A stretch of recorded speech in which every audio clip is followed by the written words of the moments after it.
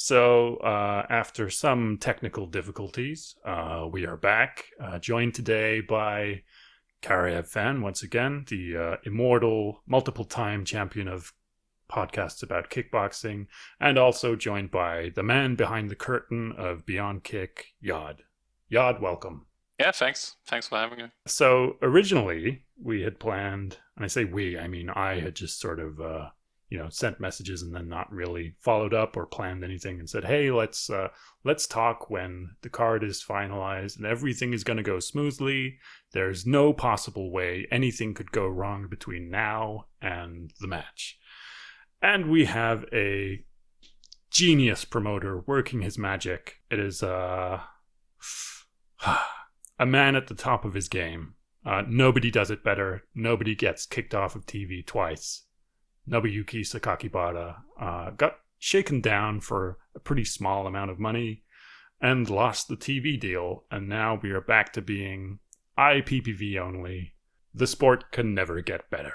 I think you have to give Sakakibara his dues, right? Since he is spinning up his own streaming platform and it's going live on Friday. It's probably going to be available internationally too, since he was doing a presser in Las Vegas, and it's just a small wrinkle in the cards that the match isn't going to be on it. But hey, the guy can survive. It's just the sport might not survive without him. See, you do have to give them credit because yes, they're spinning up their own app. However, last time they made their own quote unquote platform, it was just a Vimeo account, and this is this illustrates two things. One is the man is, I guess the polite way of putting it is spectacularly dumb, but he's in a field of people who are far, far dumber than him.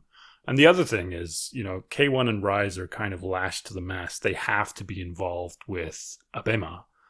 There's no sort of way around that. They did their VR thing. I guess they can sort of, tinker around the edges, but ultimately, they're kind of imprisoned by this deal that they have with them. And it'll be interesting to see as we move towards more of a direct-to-consumer model, one, how well Ryzen actually does out of this, and two, to what extent there's any leeway from the broadcaster Abema for these two companies that they may not own, but they essentially are heavily involved in financing them and certainly in this case, like running the show, how much latitude they have to do their own thing, because it's looking like pretty slim. I mean, let's be positive and constructive about this, right? Hey, I'm sure there's going to be a way for international fans to see this on the day of, and hopefully the pay-per-view sells well, and if the fights are good, then that's all people are going to remember at the end, so fingers crossed. And the fights are going to be good. You can't really screw up with a card of this caliber. Yeah. Well, if you are technically savvy enough to be able to watch this, there's not a lot to be unhappy about. But, I kind of get it. Internationally, it's just, what do they gain from, the resources they'd have to put in, even at the minimum level? Most people just don't know about this stuff. The traditional response to hearing that there's some kind of K1 or K1 affiliated event from people who are not, deeply embedded in this stuff is, I thought K1 was dead. Yeah, I wouldn't blame Sakakibara too much because, I don't know. As much as it's fun pretending like this card would do good internationally, it really wouldn't. No. Like beyond the confines of Beyond Kickboxing, like followership. I don't know how many people actually know about it and how much promotion really they have to put into it that it would sell well internationally. No. But I think domestically it's actually going to do surprisingly well, despite the fact that, I think it puts a dent in Abema's plans for the future, because they now do not have the casual pull. So whatever growth they would have seen from, even if the Fuji broadcasts are horrendous to watch, at least, more people would have heard about them and their platform. And now that's just not in the cards. So, yeah, I think it's a lot of stuff about this event is kind of, it's supposed to be this like celebration, this coming together, this big thing finally happened. But actually, after this, I think there's going to be a pretty painful regression to the mean, and it might, it might never reach this point again. But I guess it depends on what happens on the day as well. Yeah, I mean, to be fair, before 6 months or so ago, we were saying this card was never going to happen, and it did. Yeah, And I'm sure, people are sitting here right now and saying, hey, this isn't the ideal situation that we were hoping this could be. Why even do this? But when it does go down, I'm sure it'll be a great card. I'm sure it's going to inspire new people to pursue this sport. I'm sure people who do buy the pay-per-view, hopefully other guys on the undercard stack up. And I'm not saying, both K1 and Rise are going to have a golden period after this, but it is, an opportunity for both of them to show off their stuff and hopefully grow the sport a bit more. It's not always going to be an exponential climb, but you keep lighting rockets enough, and eventually one of them is going to break past the atmosphere. I mean, broadcasting wise, it isn't like the ideal situation, but card wise, it's like incredible stacked. I didn't expect it to be nearly as stacked as it is right now. I'm really surprised, actually. I'm surprised too, to be honest. Yeah. I also, not to pull back on my optimism a bit, but I sort of get the feeling only one promotion is really going to survive this, right?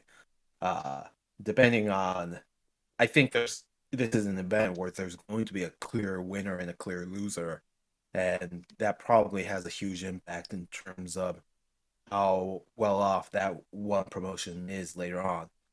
To be frank, I think that's actually good for the sport. Japanese kickboxing is such a niche area. You don't really need two promotions pretending they're top dog. But it's a scary time to live in. Also, good. I think it's gonna be a rough night for Rise. You say this. How much did K1 pay you? No, I actually think so. Like before like all matchups came together, I was like, yeah, it's gonna be like a 50-50 maybe.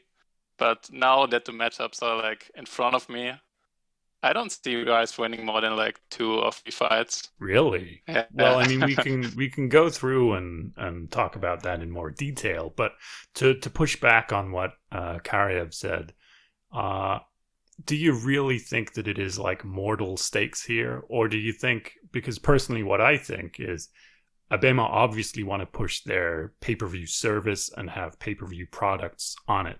And, this is obviously a much more expensive endeavor than having one of the Asakura brothers fight Mohan Dragon in a convenience store or something. But, if you look at the other products they have, their pro wrestling stuff, it makes a certain amount of sense to have two around so you can stoke a kind of fictional rivalry so that you can then promote subsequent pay-per-view.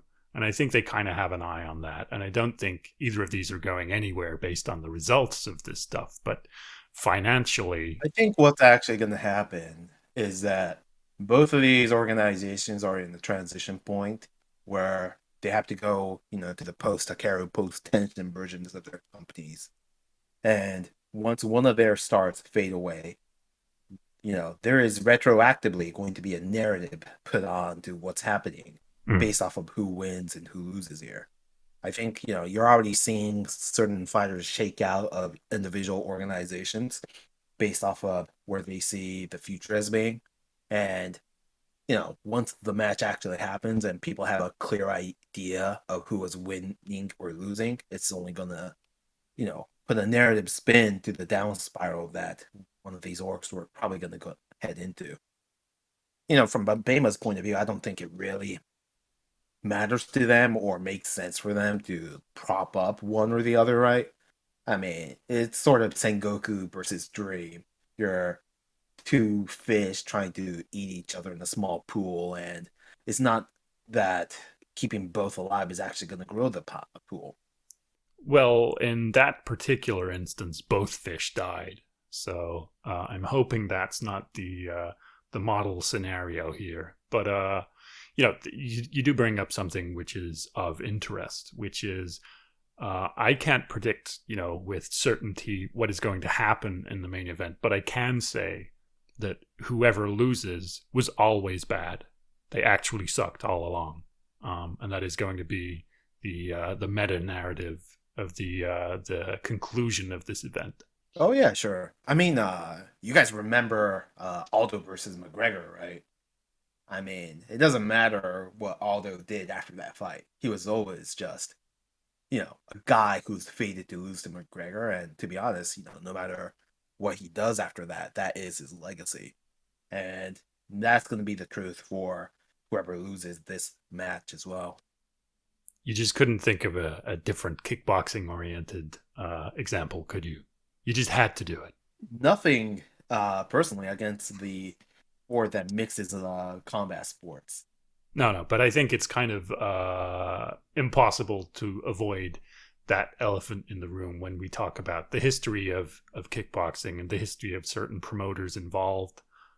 It's just naturally going to interface with some of the disastrous business decisions, illegal conduct, massive embarrassments that people have foisted upon themselves. So I will try and not say the word, but I can't make any promises today. I mean, maybe if Leona Pettis wins, he'll go on a crusade versus the fan of the sport that shall not be named. And I think that's an even harder fight than Tenshin is for Takeru. Yeah, so I mean, I posted that knowing full well that it was not an accurate translation. You gave me an accurate translation, but frankly, the Deep L translation was so funny, I had to do it. Man, I fear for Leona, to be honest with you. He's putting himself in a really dangerous place. I call it Vegeta syndrome, Mm-hmm. You're a guy that had a rivalry with someone, and then, maybe you might have done well in that rivalry, but afterwards, if you're still operating with a chip on your shoulder, the first time you stumble, people are really going to lash out at you. That's what happened to Lela Kaito. That's what happened to Sato Yoshihiro. I have a feeling that's going to happen to Leona too. Not saying he's going to lose to Khan, but if he does, it'll be tremendous. I think he's a normal enough person to be able to weather that. He's a real outlier in the fact that he doesn't connect himself to YouTube and all of this stuff. But anyway, I've stalked this guy excessively to the extent that do you know about the iPod story? I don't. I don't. Should I ask about it? I don't know. Yeah, do you know? I don't know. So, I spent some time, shall we say, learning everything about this guy's life and history. So I don't think it's the reason that he has a ring name, but I think it certainly went into the calculus. But when he was in college, his iPod broke. And the next day, he found one that looked exactly the same on the street. And he posted a picture of it on Twitter and was like, oh, this is, it's just a little thing saying, oh, it's fate that this happened. And people went insane. There were Yahoo News articles, small time stuff. But anyway, he was, I guess these days you called it cancellation. But back then it was just very weird, very insane adults doing what in China, at least, they call a human flesh hunt. So people were demanding that he get kicked out of his school and stuff because he didn't immediately hand this iPod to the police. So he's had, he's had very vitriolic people come at him in the past, and he just deleted his account and moved on. So, we'll see. I worry for you too, my man. I think you're too emotionally invested in this guy. And one of these days, it's not going to pan out for him. And I don't worry about what's going to happen to Leona, but I worry about what's going to happen to you. No, I mean, if I could take the disappointment in his big fight, I'm not that emotionally attached to it. I like the guy and I hope he does well, but I can take it if he doesn't because I've seen his fights, and so I know what's what with the guy. He's very capable of being stupid and losing. So should we talk about the card? Sure. 16 fights or something. Yeah, I wish they'd stop doing this. I think, there's a point where addition is subtraction, and a couple of these fights have found that spot. But anyway, first up, this is kind of an odd one. Like both of these promotions, they have these opening fights that happen before the opening ceremonies and stuff, and they're usually like people who have just transitioned from amateur rules, people who have got like one, two, maybe three fights, and it's usually like the talent development spot on the card. But there's no talent development happening on this show. But they have two of their talents for the future, both of them fighting each other. So it fits like both themes, but it seems ultimately to me that it's probably going to be very bad for one of these people. So Rui Okubo, who has 35 amateur titles, has hundreds of amateur wins, versus Tenshin's little brother. And I think you both know the Nasukawa family. They kind of pushed one of the siblings to skateboarding after she lost a couple times. So hopefully it's not too much too soon for Ryujin, but I haven't been massively impressed by his amateur stuff. He looked okay as a pro. Each of these guys very, very young in their career. It seems pretty odd to even give them this spot, but good for the trash man. What do you think? I think the comparison with Tension is always there, so I'm not really impressed by Ryujin as well, so I'm going with Okubo for sure. Yeah, you're impressed by nobody. You say, the Rise guys are gonna die. You also say Tension hasn't looked good at all. I mean, I didn't watch a lot of Rui as well, other than his pro debut, but yeah, for sure more impressed than Ryujin. Yeah, I mean, I'd probably put my buck on Rui as well. I think the closest comparison to this was the first K-Fessa, I think, where the opening fight was, I think they only had one opening fight, I forget, but one of the guys on it was a guy that Masato was looking after in his reality show to find new combat sports athletes. And then he basically had his debut pro fight on K-Fest 1, and he got annihilated, and he never picked up martial arts again. So, are we talking about the guy that got annihilated by Kaisei Kondo? Was that Kaisei Kondo that did that? Was it the head kick? So, yes. Oh no! Well, poor dude. So yeah, I'm not. It would be cool if Ryujin wins. I think Rise needs anyone with name value to sort of set up their next generation pipeline, but I would not stake my money on it. No, it wasn't Kaisei Kondo. Oh, well, he did head kick someone. I think they put like the Koshien finals on the as an opening fight. And anyway, but yeah, I think this is going to be physically. Oh, it was Sano Junpei that beat him. And Sano Junpei hasn't. Yeah, Sano Junpei has not worked out at all. No, he's constantly getting knocked out. But yeah, this fight is going to be physically pretty odd. Like Okubo, I think his last fight was actually at 52 kg, and I have no idea how he makes weight. Like a week from the weigh-ins, he looks completely desiccated. There's not an ounce of water in his body. This is 53, but he's unusually tall for their weight class. Ryujin may never fight someone this tall again unless he hits a growth spurt. It's it's pretty weird. I mean, I like it in terms of getting young talent featured, and I hate it in terms of the fact that one of these young talents is going to take a major stumble. But anyway, when it happens, it might surprise in some way. But it's pretty hard to know when they've had such short pro careers, which like a lot of kids are focused towards this. Like the Koshien style, like 1 round, 2 minutes, go as fast as you can, fight multiple people. But they're pretty unused to 3-round fights. Like Okubo said, that it felt so long having a 3-round fight, which is, already pretty short when you consider we really should be having 5-rounders on this card. Anyway, this is going to be streaming for free on Abema. Maybe also streaming for free on their YouTube channel, the Abema Fight YouTube channel, which seems to happen pretty often for like big K1, big Rise shows. And so is the subsequent fight. So probably the best fight on the card. We were all puzzled as to why it was the first fight on the card. I guess now we know they're using it to try and funnel people into maybe parting with some of their money to watch this. Masahiko Suzuki versus Akihiro Kaneko. We kind of spoke about this before. It's going to be great.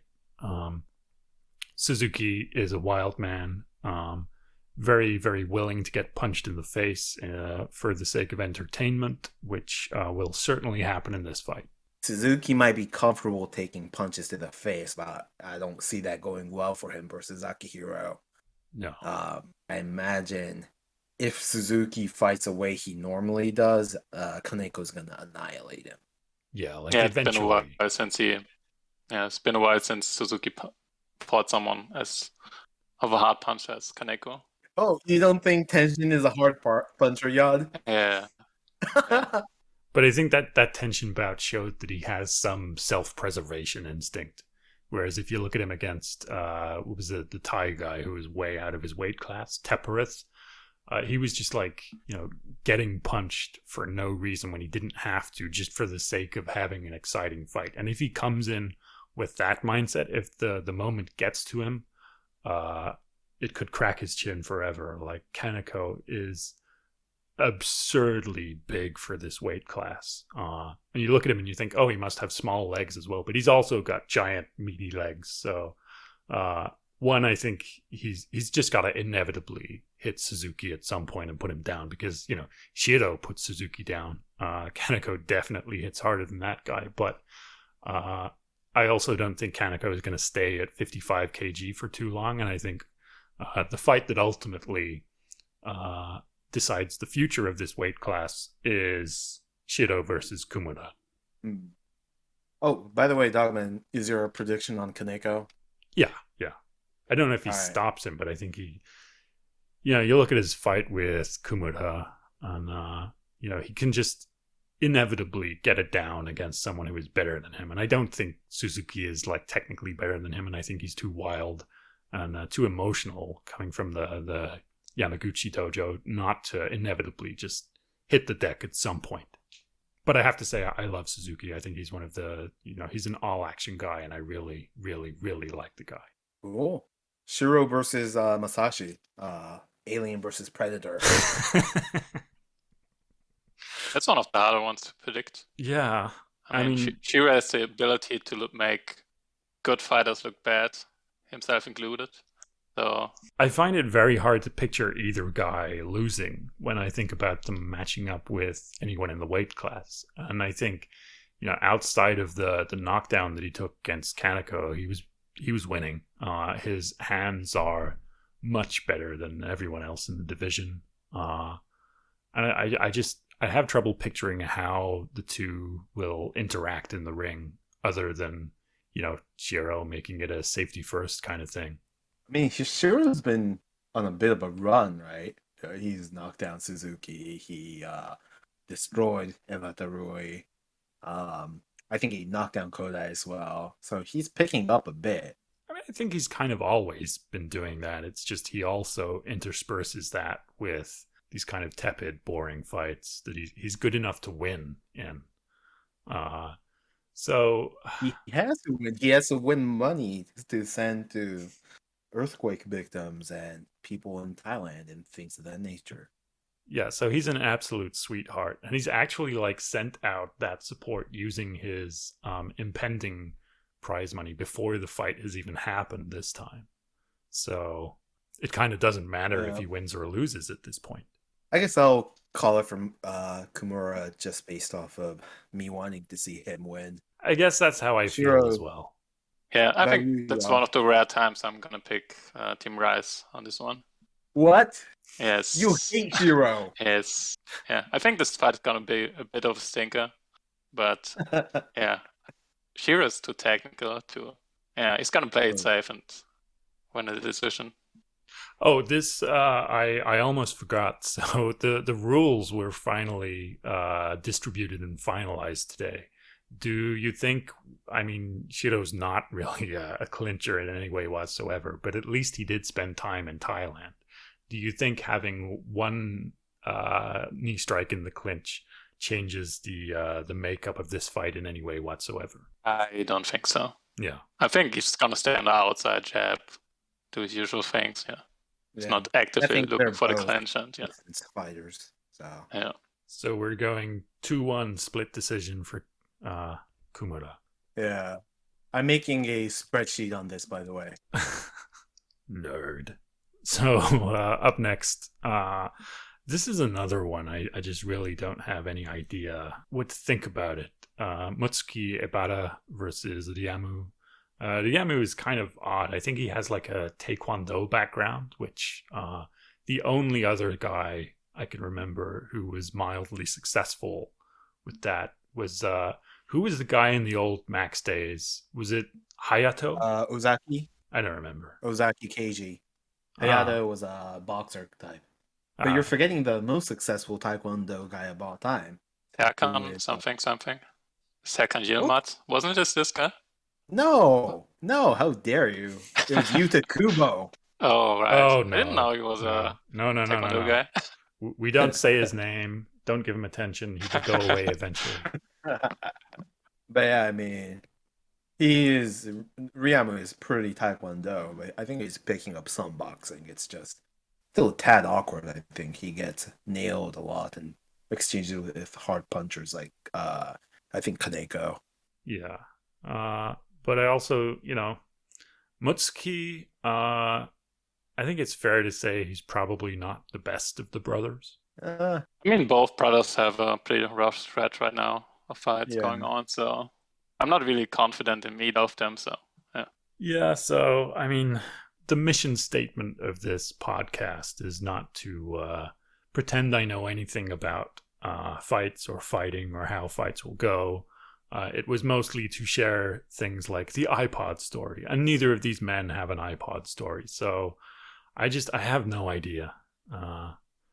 Diamu has showed in his fight against Kaneko, he's not all there yet. Mutsuki, I think, a fair bit older, probably more put together. Not gonna spin around so much. I guess I'll shade him. Yeah, I'll probably give it to Mitsuki as well. I'm going with Ryamo actually. Okay. So I guess this is part of the anti-Rise agenda. Exactly. Well, it's Yes. probably because Ryamu I mean, got that's that one really sweet KO, and Yad is always looking for yeah. clickbait. It's always going to the numbers. So I'm picking the highlight reel. No, I think that's a pick-em fight. So it's one of the closer fights. I can't really predict. Yeah. Yeah, and next is one of the, I guess, what Karaev crowns the made men of Rise is the unbeatable Kazane, who is unable to be beaten except by people who are higher in the hierarchy, against Toma Kuroda. I think Kazane is better. I think everyone in the Rise tournament is better than everyone in the K1 tournament. And I also think that, given the announcements, well, actually, no. I'm going to game this out. So the announcements were that I don't know if it's applicable to all fights, but that there was going to be one Rise judge, one K1 judge, and one allegedly Rising Kick judge. Now, Rise have been running basically the Rising Kick stuff for them. So I have to assume that means that Kazane has the political advantage here. So I go with him by decision. I'll give it to the Kuroda brother. That's worth remembering, actually. Really? You think he's going to land the long left hand? Well, to be frank, I and this is me being very superficial, but I can't remember a single thing Kazane has ever done in a fight. He's, a guy that sets up a fight, right? And he can get distance, and sometimes he can be just active enough to edge away points.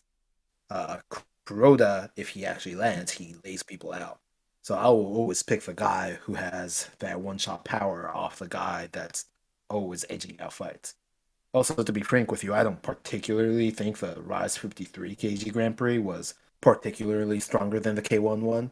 It just features fighters that were a bit more competitive, but that's not necessarily always a good thing. I mean, as much as I like to shit on Tenshin's recent outings in the last 2 years, I think Kazano looked great against him. Did what he had to do, so lost a close decision. So I'm going with Kazano in this one. Another split, huh? So the next one is, if you are a Crush nerd, if you are a Kyokushin nerd, you know about this. I'm actually a big fan of Chihiro Nakajima, but Yuki Kasahara, I always struggle with the existence of shoot boxing. It's such a weird, offset, strange thing in its own universe that I don't pay much attention to it. Two is, there are guys that do really well in shoot boxing that are just kickboxing within shoot boxing, and there are guys who like do go for shoot points, and then you get tremendous disappointments, like was it Hinata versus Andy Sauer? It was like, oh, this is going to be a great kickboxing match, and then one guy just gets strangled in like 2 minutes. It's a very strange thing. So like, I know Yuki Kasahara is a good fighter, but I haven't actually paid that much attention to what he's done outside of the obvious highlight losses that we've all seen. So I don't know.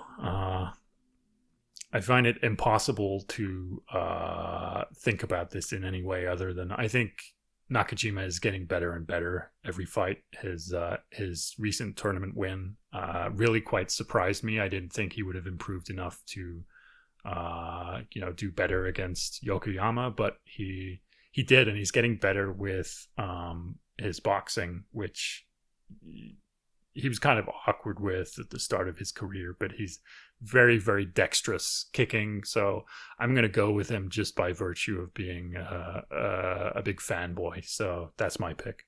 Yeah, I'm picking Nakajima as well. Just as well by virtue of being like, he's the more exciting fighter. Yuki is a bit of a like stereotypical shoot boxer, like tall, lanky outfighter that's not really doing much on the inside. Not a lot of knockout power, so yeah, sure, it's a lot more fun picking him. I'll probably go against the grain and pick Kasahara. I think, Nakajima, if he looks good, it's typically because he can still use his kicks to set up his own distance, and then once he gets his distance, he starts initiating the boxing. I think he doesn't necessarily look as fluid as a kickboxer, and against a rangy guy, I see him getting pretty frustrated. I don't know if I've seen stuff from him that, really speaks to his ability to cut the ring off and force the type of engagements that he wants. That's sort of the beauty of fighting in Crush, right? People always come towards you, so I don't know how well he does in this context. Okay, well, we also sadly have a pair of cruiserweight affairs, which are incredibly easy to predict. So Yuta Uchida was, for whatever reason, at one point under the wing of Peta Arts, is no longer, is just kind of one of these free, no association guys. I guess he turns up at a gym somewhere, fights in, Rise occasionally, Hoost Cup, whatever.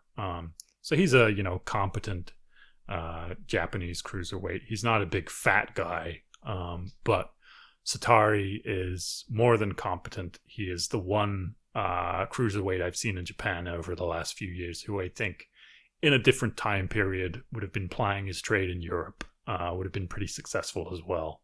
Satari by KO. Yeah, that's, I think, the obvious pick.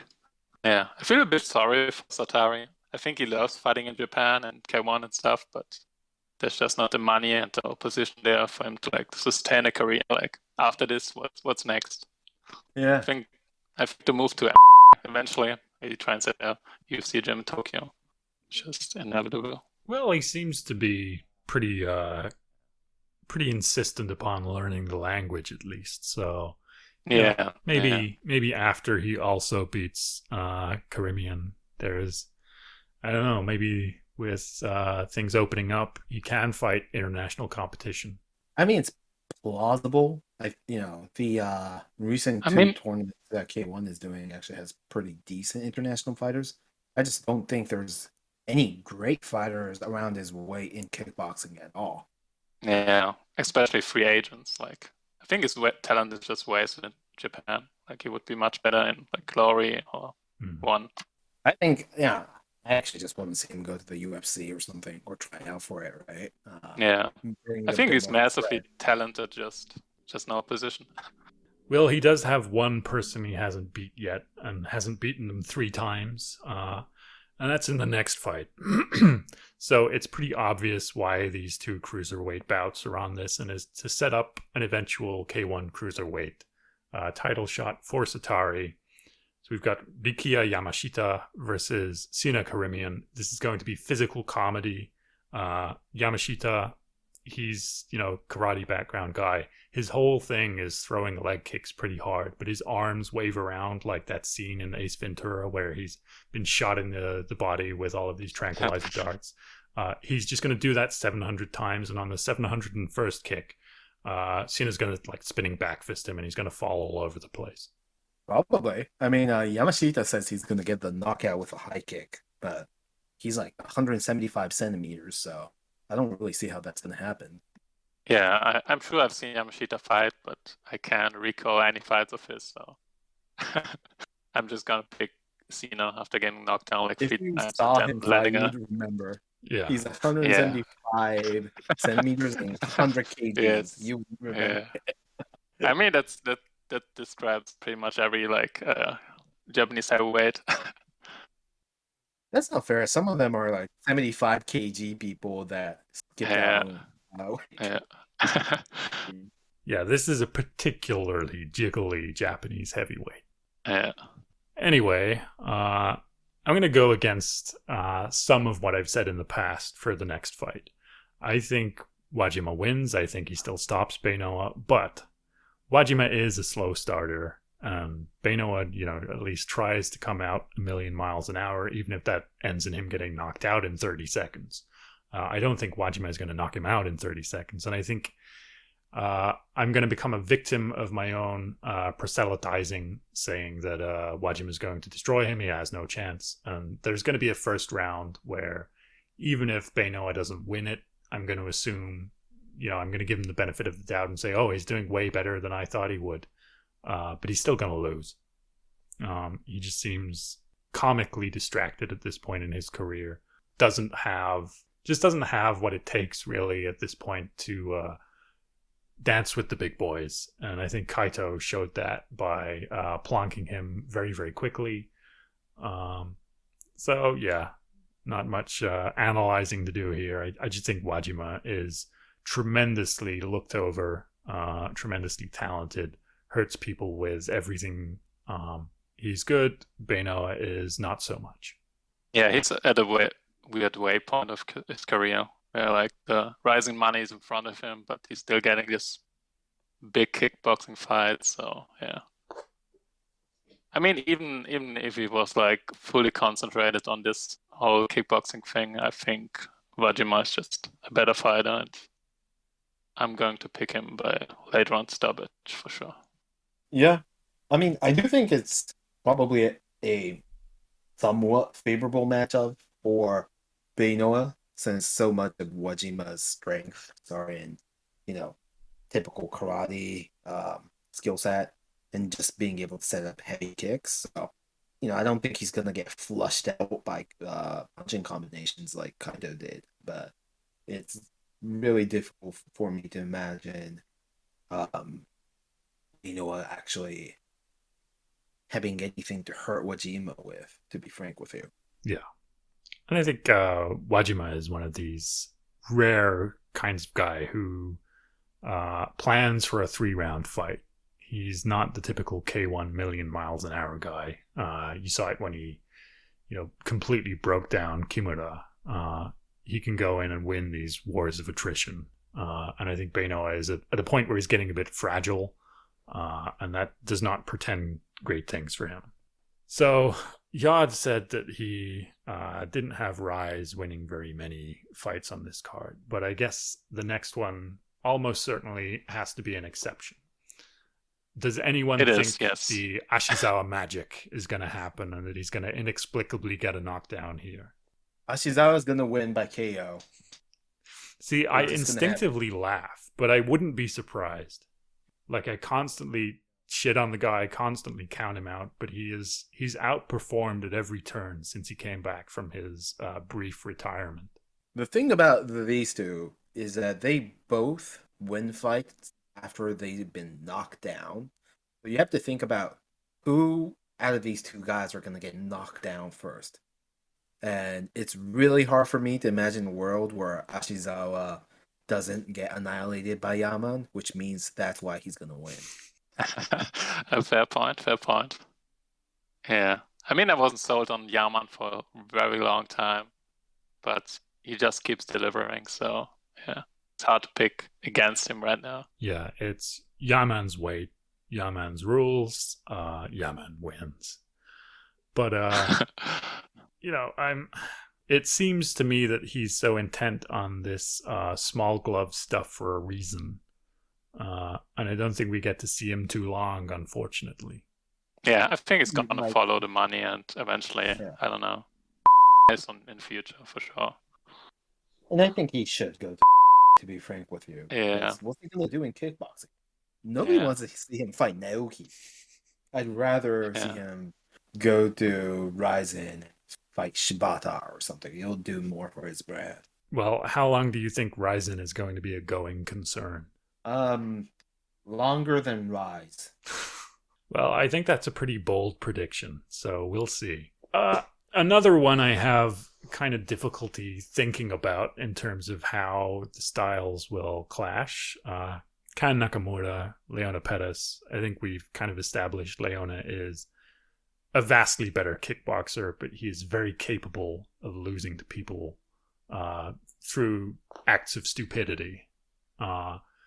And I don't know how much of this is just, him trying to sell a fight, but these guys have trained together in the past, and Leona was kind of indignant about being given this man as an opponent, basically said he's way below me, and that's true, but the way Nakamura comes out, I don't know if you guys have ever been the new person on a basketball court where you chase after every ball, you annoy the shit out of everybody by doing everything as fast and as hard as you can. Nakamura is that guy in kickboxing. And Leona, for all his violent insanity, can take a while to get going. But he's got experience against southpaws. And he's got a couple of different ways that he, handles the lead hand. So if you look at his fight against Murakoshi, he would counter the jab from the outside side and sort of force him onto the right hand, whereas he will also try and get between the gloves on the inside so that he's not getting clocked. So I would hope that he's trying not to get punched, to get his own shots in this time, because Nakamura hits hard. But my prediction is Leona wins by KO, but I'm not going to cry. I'm not going to be surprised if he runs face first into something. I think I'm going to pick Leona as well, but this one has big possibility to be a big upset. Yeah, there's not many physically imposing fighters on the Japanese scene like Nakamura. Like for example, Suzuki. Is he a hard puncher? Yes, but like most Japanese fighters, he gets his knockdowns and KOs, like just flurrying and pressuring, but can't get that one punch knockout power. That's very rare, actually. Not Japanese kickboxers, I feel like. Could be an upset, but yeah, I'm going to pick Leona as well by decision. I'll give it to Nakamura. I don't knockout. Judge. Yeah, knockout. All right. I don't judge, cards based off of relative skill set. I just watch it like it's a movie, and I think, plot progression wise, Leona is due for a downfall sometime soon. I'll be very happy if I'm proven wrong, but I'm just going to pick against him to salve the wounds in case he gets annihilated here. So one thing I do want to point out to people is there will almost certainly be videos this week of open workouts and stuff. And I don't know if they do this on purpose, but there's always a pad work demonstration. And Leona and his trainer, when they work on pads, it looks like they've never met each other before. So it's really bizarre. And then if you see backstage footage, They use smaller pads. They use like the very small focus mitts, and they do look like they've met each other. So if you want to use, if you're a gambling degenerate and you want to use pre-fight video to, get some insight into what may happen, stay away from that. I don't know what the hell it's about, but he always looks really, really, really shit in his open workouts. And I don't know if it's on purpose. So next is Taiju Shiratori versus Gangnapa. I think this is one of the rare cases where the very slight tweak in the rules may have some impact. And I just don't have any confidence in Taiju anymore, and I'm not sure that Taiju does either. So Gangnapa KO or decision, I'm not sure. Yeah, I'm a big Gangnapa fan. I think he's very underrated, like in general sense, and You especially ranked him by, like, pound for pound. My I God. did, and I'm proud of it. I don't know. He's got a. If you look at his resume, it's surprisingly deep. He got so many wins over K1 champions and former K1 champions. I mean, some of those don't age as good, like his win against, Kenta Hayashi. He got wins over Urabe, Koyorabe, Yamazaki, Anpo. Yeah.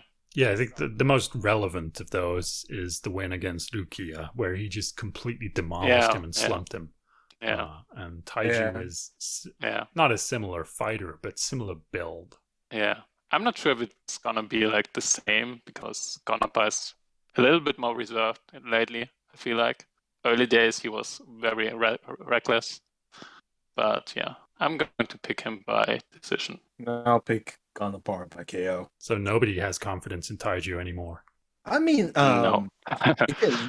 if Taiju does to Gangnapa what he did versus Texan, maybe. But Gangnapa is just so much more used to K1 and international type rules than any of the more passive fighters that Shiratori has ever managed to shock.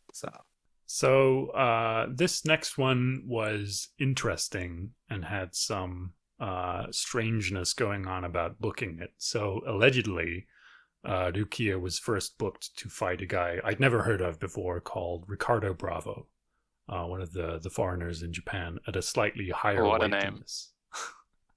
And then this was announced. So Karaev has mentioned that nobody wants to see Naoki fight. I was watching Naoki fight, and he dropped Kosei Yamada in his last fight. And say what you will about Rukia's ability to lose at times, but he's a much better version of Naoki. And while Kosei Yamada hits very, very, very hard and, swings these hooks, it just doesn't seem to me that a guy who just got dropped by Naoki, and, giving him credit, he did then immediately knock him out in the next round, horrifically. But I think Rukia is slightly heavier. Rukia has probably been, training and assuming that he was going to get an opponent for this card, whereas Yamada probably not. Yeah, I think Rukia is going to do his usual thing and try and get it done fast. Same.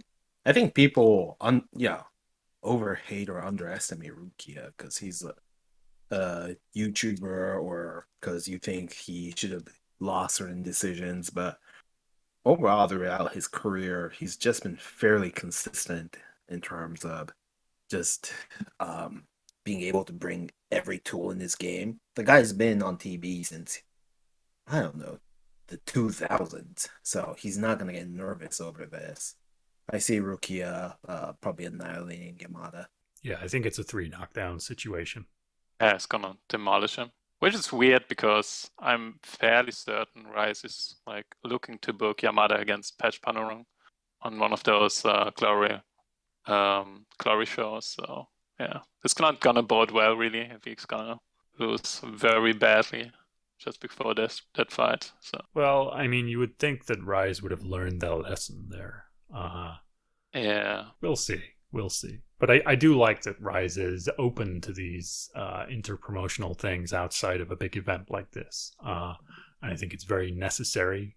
But Petch embarrassing their champs in kind of uninspiring affairs, probably not. Yeah, I don't I don't see how what positives Rise is really taking out of these collaborations.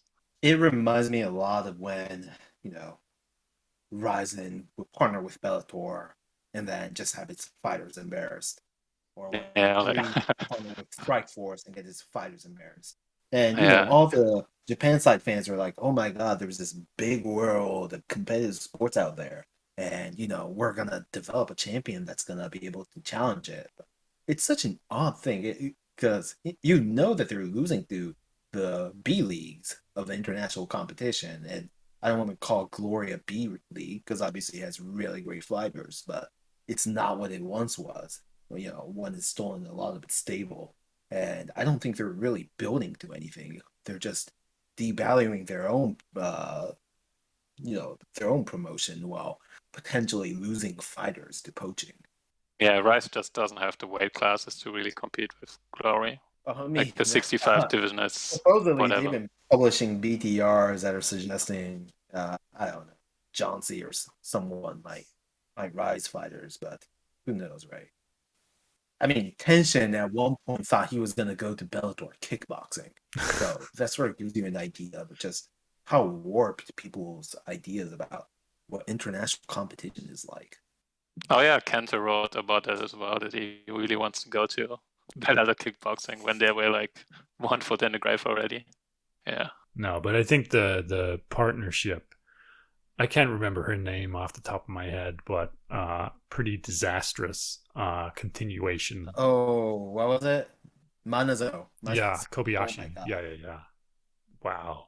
Just She Oh goes yeah, in there versus a against girl like 2 divisions on top of her, and then, oh oh wow, yeah, against glory Tiffany. commentators telling, you know, the audience, you know, this is an amateur that's never done kickboxing or something. It's just utterly shameful. speaking of utterly shameful is Kento Haraguchi, Hideaki Yamazaki. Give the man some time off. I don't want to go too long and too far on this one. I just think they're the same guy, but one of them still has a chin. Well, I'll let for Yamazaki, to be honest with you. yeah, I'm There's leaning very toward Yamazaki little. as well. Yeah. Yeah, I think Kento kind of fall apart like in his last few fights. Anything after like his Taiju fight, he's just winging punches. He's not really composed anymore. No, but I also think, not having any level of composition or planning in the chaos that Yamazaki sort of forces on you is actually a good thing. And he's, Yamazaki, as much as I love the guy, I just don't think he should have been on this card after his last fight. Yeah, That doesn't the thing really about make sense at all. Yamazaki is that he regularly gets knocked out in brutal fashions, and then he goes on a 5-10 fight winning streak immediately after. Right? He's been doing this since 2010 or 2011 or something. The first time I remember watching him was getting him knocked out by Taka, and then he went on his, I forget, 10 fight winning streak or something. Becomes Crush Wild League champ, gets knocked out by Baraji, and then after that he goes on another win streaks, gets annihilated by Gale, gets annihilated by Rukia. Every time he gets knocked out brutally, it means he's gonna go on another win streak, and he might be getting up there, but the guy is, going overseas to get stem cell injections and stuff. Eventually, he's just going to become this sort of biological weapon that's going to outlive us all, I think. So, I'll give it to Yamazaki. No, I think there's just gradually less and less of the guy. Like, his knees are screwed up, his face has been broken, his gaze looks different now because his eye is in a subtly different position. I just think he's taken a lot of damage, and eventually it comes to a head. And I don't rate Haraguchi that highly these days. I think he has had this regression, but I think he takes it just by virtue of being younger and more sturdy. And I know he gets dropped in fights that he really should not, but he's not getting dropped and like mortally wounded the way that Yamazaki just did. Cool. So update the spreadsheets, and we'll talk later. No, I But put you down for Haraguchi. I knew you were a hater. I knew you didn't have faith. You have to have faith in Yamazaki. He's going to outlive us all. well, I truly Promise. hope so. Unexpected main event, and not unexpected in the sense that the fight was unexpected, because it was kind of hinted at and rumored for a while. Kaito versus Noiri. Kaito's pretty good. Been very active the last couple of years in ways that people in his weight class probably have not been. He has one advantage in this, in that he is bigger than Noiri, and Noiri has traditionally not dealt well with people who are physically stronger than him. But I'm not sure that Kaito is really that kind of, big presence in the ring in the way that people who have beaten Noiri in the past are. Also, I think the wrinkle in the rules, like the way Noiri used to fight, he would do this. Isn't he like hovering his hands around the back of the head in the clinch? Very, very, very, very, very good knee strike kind of guy. So I, as a guy who has been watching him since he was 16, at first horrified of the idea of watching children fight and then seeing this incredible child fight and destroy other children. He's good. He's great. He's my favorite. I hope he wins in perpetuity. So Noiri stoppage. I'm God is going gonna with call it like a- no. he's I a think North I think- Noiri hater. Don't believe his lies. I'm a huge Nori fan, but yeah, I think Kaido's an alright fighter. He's historically good against fighters that are not very good, like when he can like work the body, work the combos. But yeah, he's a little out of his element against Nori, I think. So yeah, I'm going to pick him by decision. I'll probably pick Nori by KO as well. Not that Kaito isn't good, but I think his traditional style, which is flurry combo punching, it just puts him in the distance where Yeah. Nori can do so much wrong to him. And Has Kaido unless you ever have the lost by size- knockout? I'm kind of surprised you're picking him by knockout. Kaito? Yes. I don't know. I mean, yeah. I mean, did Tapper one knock him out? No. Tapper I don't think so. I mean, he lost against like Chuck Motong and Chad Collins and stuff, but Yeah. it's all pretty like decision. Well, the reason I think he will get stopped is simply because if you look at like the Chad Collins fight, you look at other fights. God, who's the guy? Anyway, he gets hit in the body and doesn't seem to mind too much. Does not change the position of his left hand to cover at any point. And I think that's a bad habit to have against Noiri. Yeah, that's fair. Oh yeah, he's never been knocked out, I think. But he's lost, pressure fights versus people like Zakaria. Yeah. Yeah, Uh, pretty much every time he steps up against like someone that's like AAA, he's losing. yeah. I mean, he has this impressive winning streak right now. How many fights? Like, he's on a 10-fight winning streak. His last 3 by knockout, but it's like far, He's also far fighting away from Joe the at level Hello of Nori. Gym. So, So I guess the main event, the sad ending of this whole thing, we've spoken about it before. I'm not going to repeat myself too much. I just don't think Takeru is fast enough. I think he gets beaten to the punch, even by people who are not particularly explosive in the way that Tenshin can be, or at least has been in the past. I think Tenshin decision, but I also don't think we're going to mind too much. Like, obviously, I want Takeru to win. Anyone who wants Tenshin to win is a bad person and must go on a list. But I think we'll have enough fun before this happens that it won't be quite as depressing as it could be. Yeah, I think Um, Tenshin wins and Takeru's gonna cry.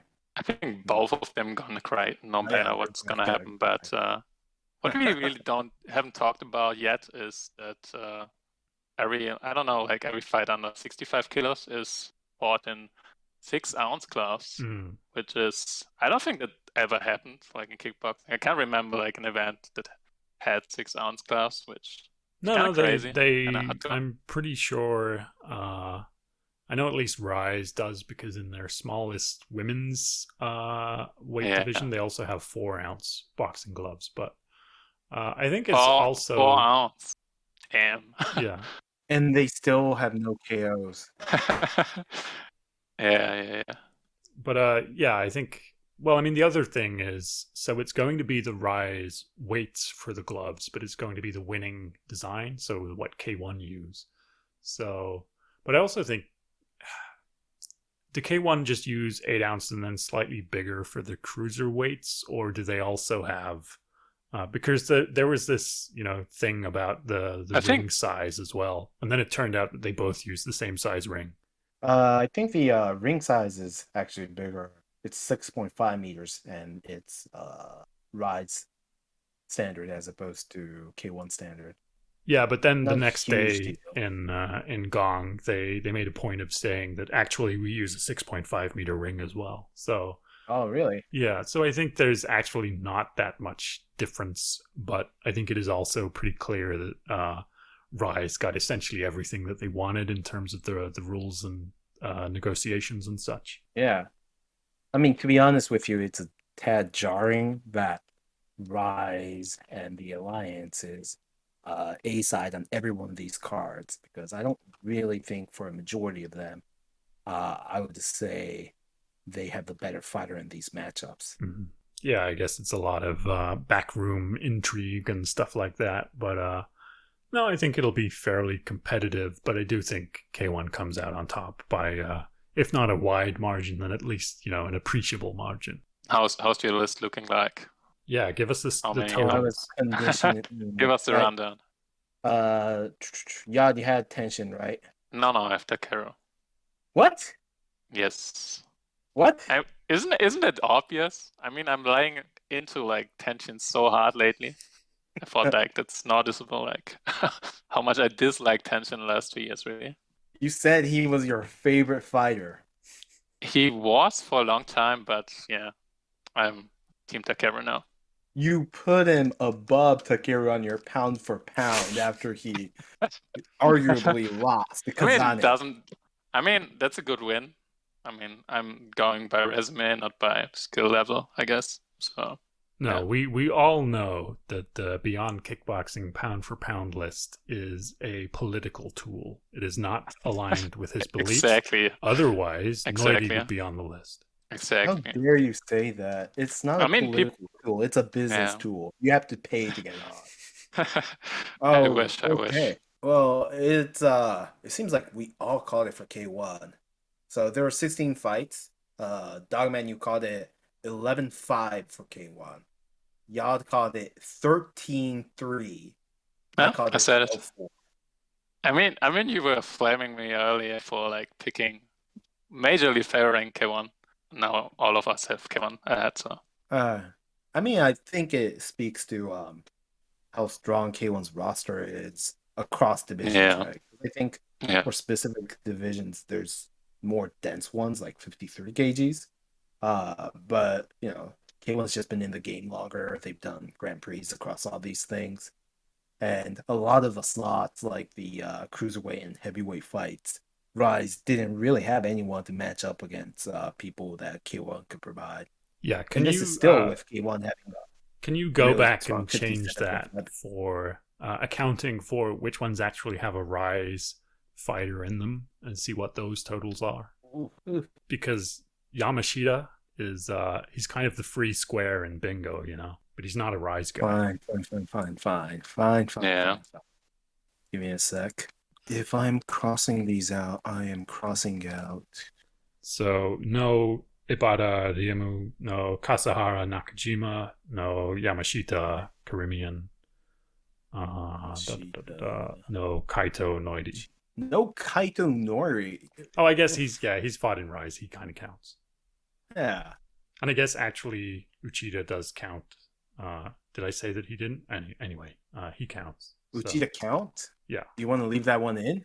Well, I believe until very recently he was the number 1 ranked Rise heavyweight.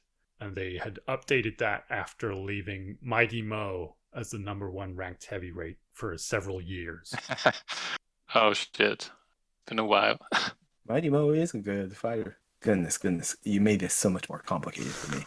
But I mean, K1 is still coming out on top. I think that takes off. So without those, for Dogman, it would be one fight for you called three fights for K1 and one for the Alliance here. So it'll be 8-4 for you. For Yod, you called all of them for K1. So it'll be Oh, let's go. 9-3. And then for me, I called two of them for Rise and two of them for K1. Two of them for, non K1. So that'll be 10-2 for K1. Yeah, the baying masses in the crowd are also saying the heavyweights are freebies. They don't count. They didn't get invited to this podcast. Shoo them. Like the plebs they are. Okay, so I guess this is going to be a pretty economical one. Any last thoughts? I'm super excited for this card. I also have 5 tickets and only 2 people going, so I need to figure out what to do with that situation. But it's the card so good you have to buy it thrice. Yeah. Rice. Well, I think a lot of people, judging by the amount of, well, one, the amount of scams that I've seen, and two, the amount of non-scams that I've seen, there are a lot of tickets going on the secondary market. A kind of concerning amount. Oh, sure. So if we see lots of empty seats, we know that it's your fault. I mean, we're still contributing monetarily to the chant. People weren't going to see it anyways, right? So. Yeah, I'm very excited, but I'm also very worried that I won't be able to watch. I hope something pops up somehow, someone, I don't know. But man. yeah. Yeah, do you think Rise is doomed after this card? I mean, you just said their entire roster was going to get wiped out. Every press is good press, but they're losing most of the fights, and their biggest star is going to retire after this one, so... It's looking a bit gloomy, I guess, but yeah, I think they will handle. They handled before without tension, but sure. I don't really see who's gonna be the next star really for Rise. Yeah, that's kind of the thing, right? Like you mentioned Dream and Sengoku earlier, and they kind of came in this post-boom period where everybody's business plan was just, we'll lose money, we'll hang on by our fingertips, and then inevitably we'll find a star. We'll find someone to push. And actually, they just kind of circled the drain for several years, pushing the same old people and didn't develop anyone new. And I kind of worry that kickboxing has a slightly opposite problem in that it's very, very, very good at developing these new talents. Like we had Tenshin, Takeru, and Takei all at the same time, and only one of those kickboxing could really hold on to, and that's simply because he's insane and has like a romanticism about kickboxing. The other two are gone or going. So I think possibly a change in the economic model of the sport to, towards direct to consumer streaming services, pay-per-views, that sort of stuff could have a positive impact. But I do think we have a wilderness period for a long time where we do kind of regress to the mean. We do see maybe more Karaku and Hall shows rather than, Saitama and stuff like this and Yokohama Arena. But also there's a regional element. Like there's, Noiri has been the big guy from Nagoya after Sato. There's always been an Osaka guy around, like selling tickets there. And I think the first thing we have to look for is if there's any signs of a new, like, local draw. Koji's not the guy anymore. Is there anyone that can step up and fill that? I don't know. But I'm, quietly hopeful that the people who are trying to extract money from this understand that they're going to be in a bad spot after this and that things are going to necessarily contract. But we'll see if the money gets any bigger, once we have these, frankly, gigantic revenues coming in from the enormously, massively priced Tokyo Dome tickets. Yeah, I mean, I think one thing that's important to keep in mind, though, is that at the end of the day, all the events and the, TV and all professional ring fighting side of item of the business, that's just a really small part of what the entire, kickboxing franchise is about, right? And I don't want to say this, but fundamentally, the business of kickboxing is peer pressure. It's getting people to start training kickboxing, and then having a small portion of those people become pros, and then peer pressure their gym mates into coming to watch them fight. So I don't think the sport itself and the amount of talent it turns out is going to change at all. It's only picked up even as the loss leader publicity side of the business has shrunken. It's just, as a fan perspective, probably the whole idea about there being this one enormous stacked card that's going to be TV worthy, this dream that Takeru has been fighting for, it's just sort of dead. And eventually, we're going to shift more towards a model where it's normalized for Ashizawa to be selling pay-per-views, fighting random citizens. But that's just sort of a transition that the entire world is going through, and it's just something that you have to accept. You can't just say, "Hey, this is an old K1, so it's bad." You just have to be neutral of value judgments and learn to enjoy it. Yeah, and I think if the death of FEG and then the biggest spot you could possibly get being Crush didn't kill kickboxing, this contraction is not going to kill it either.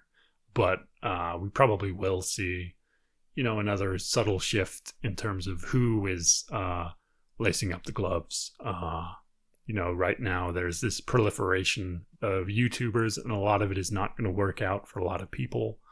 It is,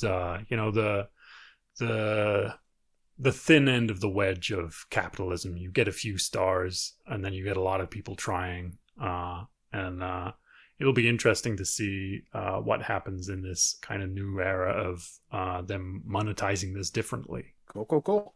So I guess we should plug Beyond Kickboxing that everybody knows about already. Thanks. So go to Beyond Kickboxing, Twitter, Discord. There's probably other stuff. I'm too old to use Facebook, Instagram, whatever. I'm sure it exists. It is very, very good. Put Noidi in the top 10. Yeah, I don't think that's gonna happen. Even after this card, I would be very surprised if he moves up. Even if he knocks out Kaito? Yes. I mean, I get Kaneko on place 9 right now, and if he wins by knockout as well, it's gonna make a stalemate. So I don't think much is gonna happen, except at the very top between Tenshin and Takeru. It's like every time you ask him a question, more questions pop up. Why? Why is that name so underrated? I rate Kimura much higher than anyone Nori beat lately. Even Fine, but he didn't win that fight. He could have not. He won on the judges' scorecards, and that's what mattered. It's a stupid rule, but I don't know. If I put my personal opinion in every close decision, the pound for pound list would be even more confusing. So yeah.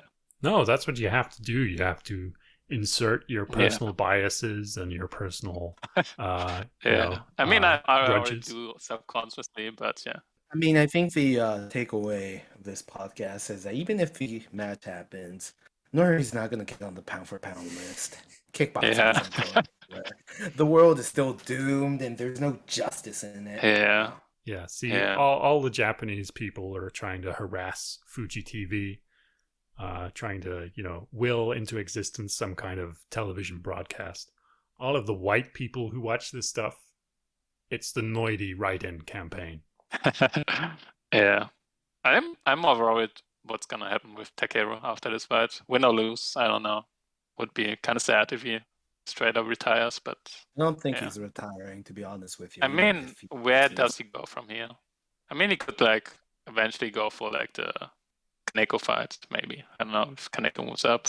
Well, actually, it's 5 kilos difference, but it's a fight I want to see. But yeah, I think he probably just sticks around and hopes that he can get K1 on TV somehow. He said that it's going to be his legacy, and it's not happening with his fight, so I guess he has to stick around. I mean, it's probably hard to motivate yourself if you know that that's the best fight you've ever had in your career, and that's kind of downhill from here, in terms of viewership and stuff. Been doing for the last 3 or 4 years since Mayweather knocked him out. I guess, but you could see it at this performance that is not that motivated anymore. So Yeah. could No. happen to Takeru as well. I think Takeru is going to retire whatever happens, but I do think we finally get the culmination of something that has been promised multiple times since the K1 Max days, which is that we get the new Masato, by which I mean a commentator who is very tanned and very handsome. Yeah. Okay, anything else? If anyone is in Japan and want free tickets to the match, let me know. I have Free? 3 of them. Do you mean 3 or Yeah. free? You're giving them away? Yeah. Yeah, free. I'll give them away. My God. Damn. Well, that's an opportunity for whoever is listening. Yeah, and if they're in Japan, yeah. Yeah, I mean, I'm going to have to look at the price of tours now, because I think that's the only way you can get in. They're not good tickets. I have 1 S and 2 A seats. Are those the back row? I don't know if they're back row, but they're in the back section. Okay, so I need to look at the price of tours and telescopes. And you can just buy the Abema pay-per-view. They have a camera pointed from the front row seats. I already did buy it. Well, I'm gonna report you, so you get VPN blocked.